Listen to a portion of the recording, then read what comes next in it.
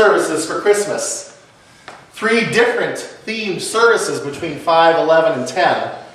We talked a lot about, at the 5 o'clock and the 10 o'clock service, about this baby being born. Jesus born in our midst once more, and how Jesus is born into our lives as well. But I thought maybe for the 10 o'clock service today to talk about an aspect that we didn't deal with too much last night, the aspect of Emmanuel, God with us, incarnate God in our midst. How is Jesus God incarnate? That's a tough question.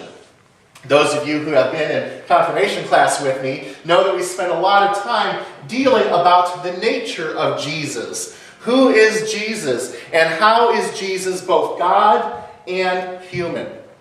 And as we think about Jesus, this baby who will grow into a man and who will share lots of wisdom with us over the years, we understand that he's not just a wise man. He's not just a great human being. He is also God incarnate. John emphasizes that, which is why we read from John this morning instead of Luke or one of the other Gospels. John emphasizes that a little bit about how this came to be. Matthew and Luke wrote their Gospels around 80 or so A.D. John didn't write his till closer to the turn of the century, about 95 or so, because Mark, Matthew, and Luke talked a lot about how wise Jesus is, and a lot about his birth, a lot about the human Jesus. But John said, and the folks who followed John, the folks who wrote this Gospel of John said, there's more to it than that. There's more to the essence of Jesus than just the wisdom of a great rabbi, a great teacher. There is the incarnate God essence that we want to deal with. And so John really emphasized all throughout his Gospel that Jesus is God incarnate. We hear the word Emmanuel. We know that Emmanuel means God is with us. God is with us in Jesus. And when people met Jesus, they met Jesus in a very real God meeting. They were meeting God face to face. We hear on Christmas Eve a lot, Mary Did You Know, singing about Mary holding God in her arms as she cradles him that night. In our songs this morning, which you all are very brave for putting up with my singing voice this morning, a little hoarse after the holidays, we hear, "O come all ye faithful," the words, "True God from true God, light from light eternal. Born of a virgin, a mortal he comes, very God, begotten, not created." The writer, I believe it was Isaac Watts, right? Talks about Jesus in that way here. And so many of our hymns that talk about this. The question is, why is this important? Why is it important that Jesus was God born into our midst? And why would God want to do this in the first place? Why would God want to be born as a child, as a baby in a manger? Why would God not just stay in heaven, right? The importance of this rests in many ways in the relationship that we have with God. It's important that Jesus was both God and human, because through that relationship, God comes to know us very closely and very intimately.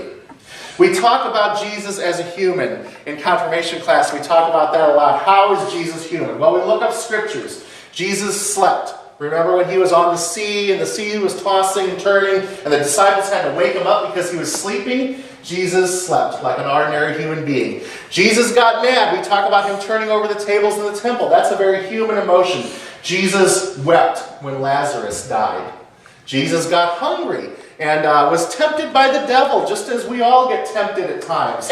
There were many human aspects that tell us that Jesus was not just God on earth pretending to be a human being.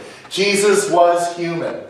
But then we see Jesus curing the sick, calming the storm, multiplying bread and fish to feed thousands of people, doing things that only God can do. So we know that Jesus was also God. There's an important aspect about this. An important thing that sometimes we might miss on Christmas morning when we just focus on the sweet innocence of a baby being born.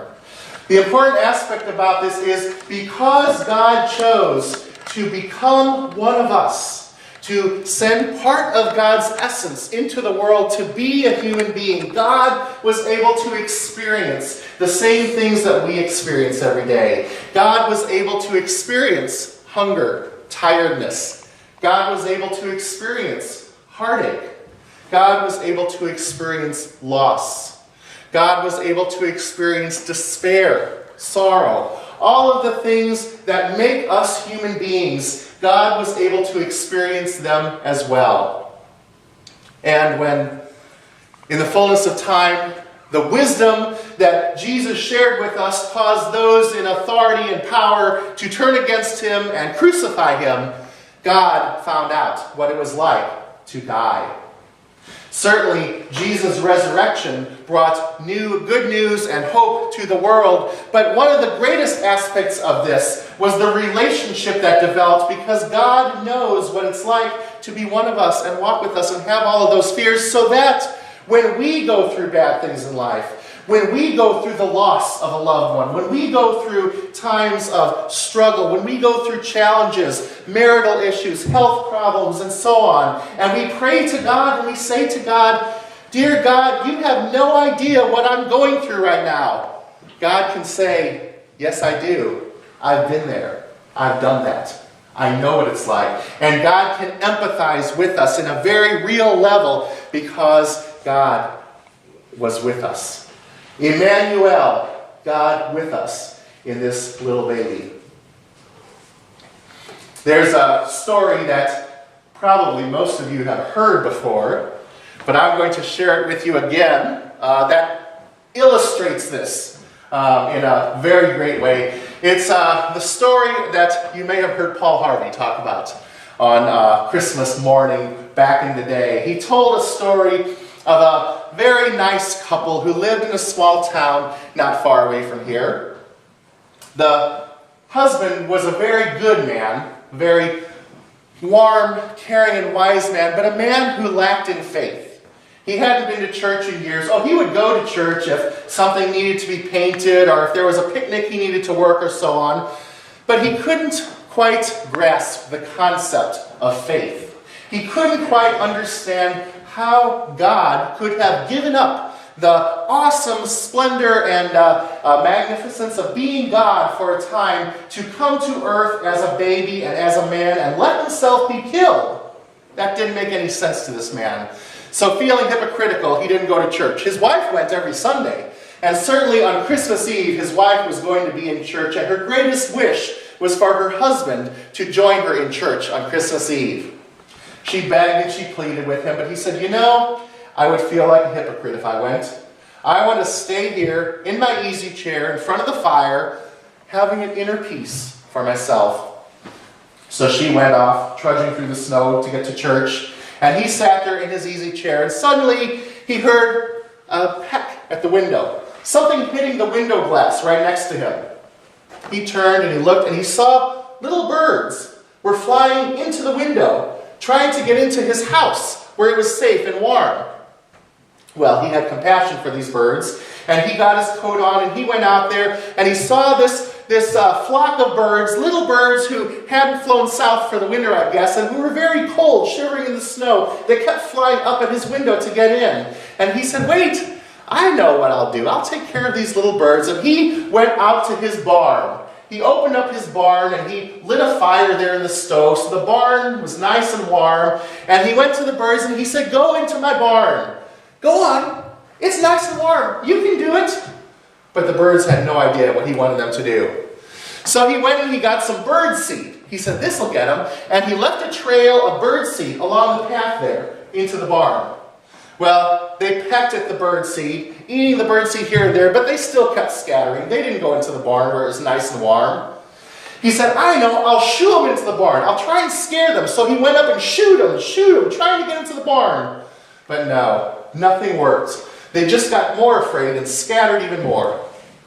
They wouldn't go into the barn where it was nice and warm.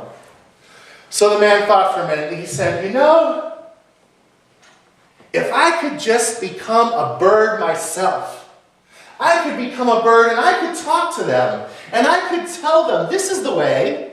This is the way. Go into the barn where it's nice and warm. I could walk with them. I could speak their language. I could talk to them. And I could tell them how to get to safety and security. And just when he said that, when he thought that in his head, he heard the church bells ringing, proclaiming God's birth in our midst once more. The church bells rang out, and suddenly he understood. He understood what God's intention, Emmanuel, in our lives was all about. As we celebrate Christ's birth in our midst once more, let us remember that we can always turn to God. Through Jesus, the baby born in Bethlehem, we know that God has walked with us, has grown closer to us, because God loves us so. Amen.